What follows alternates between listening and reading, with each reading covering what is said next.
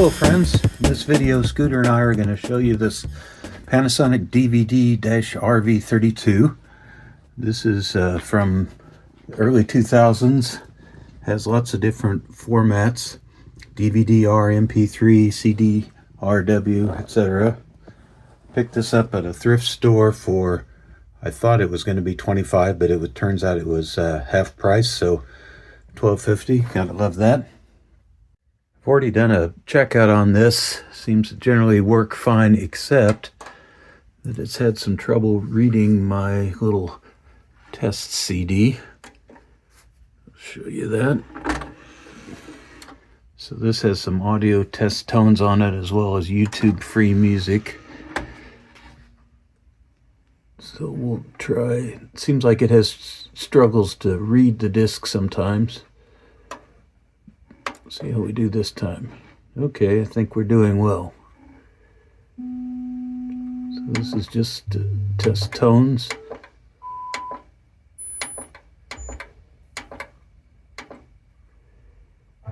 And this is some music.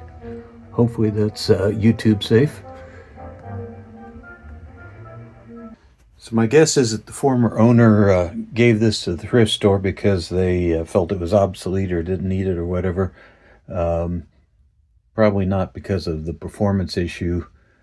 I don't know if that's somehow related to having a, this is a CDR, which is certainly compatible with.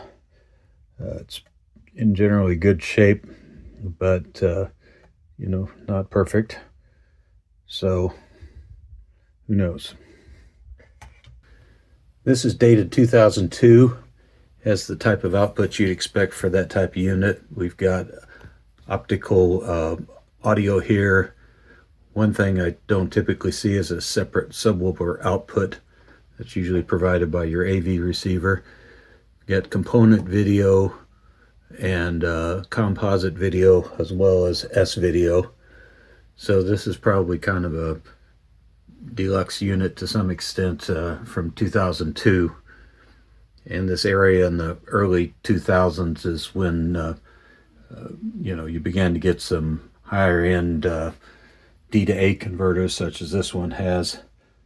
Although I found from other experimentation that that doesn't really tell the whole story. And also going to do a series kind of explaining what all these extra bits are about. The reason I bought this is it lists its 192 24-bit audio D to A converter right here on the front. That's honestly quite overkill for an audio CD, but we'll be evaluating the performance of this unit later on in the video. But before we do that, let's pop the lid on it and see what's going on inside. This has 2 screws on each side and 3 on the back, and probably a lip under the lid here. So kind of standard type stuff for this sort of small unit. Kind of startup operation that draws about 6 watts. So these things typically have some sort of power standby system to allow it to work with remote control. This one came with a remote control. I didn't show you that, but the remote control by itself on eBay is worth about 10 bucks. So I definitely got a deal on this thing as a whole. Thought we'd be able to see inside there, but not really. Sometimes these spindles get a little bit worn out or out of whack. I don't really see anything wrong with this one. Almost looks like it could be pulled out of there, but maybe that's not a great idea. Anyway, we'll say that we passed the physical inspection. Other things to look at inside here, we've got a real simple and honestly cheap back panel that has all the different you know, composite, S video, and audio.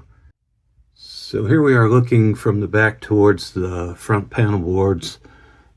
You can see there's one on this side, one on this side, or they may be all one big board. In this area that you can't see in this shot, we've got our display showing status and so on.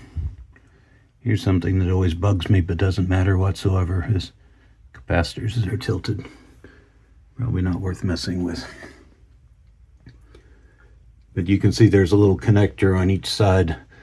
So this kind of motherboard does the signal routing as well as holding the power supply over here.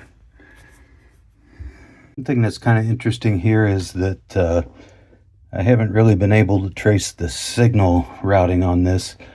So this little part here appears to be a dual op amp for the audio, I'm kind of guessing. But we've got connectors really are underneath this edge. And usually you put the audio circuitry near the output here. Of course, there could be lots of other components on the other side, so that's kind of a guess. But anyway, there doesn't seem to be a connector on this side, so maybe they run everything across this board. I have made audio performance measurements on this of the total harmonic, distortion, signal noise ratio, and those things. So we'll look those over real quickly. Short version is, in terms of audio performance, this is a real high-end player, and that goes with, to some extent, the 24-bit DAC and so on that they're bragging about on the front. But the dirty little secret of these things is that most of the audio performance of a unit like this is derived from the audio circuitry, you know, typically a dual op amp and then some other really basic conditioning circuitry. Even though this looks pretty clean, I'm going to just go ahead and blow it out. Maybe that'll help with some of the disc problems, maybe not, but it doesn't hurt. So real quick, we'll do a little remote control test. Turn it on. Welcome. These things are always so hospitable, aren't they? Open. Disc. And we'll do play.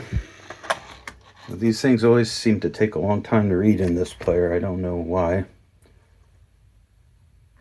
But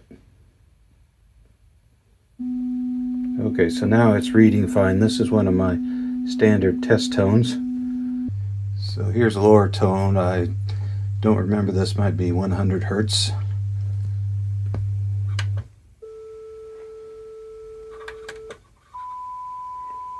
So these are the various test tones that I'll show you the analysis results from. This one is high enough that I can't hear it. I doubt a few people at home can either, but we'll try it. And now we've got some YouTube safe music. Yeehaw!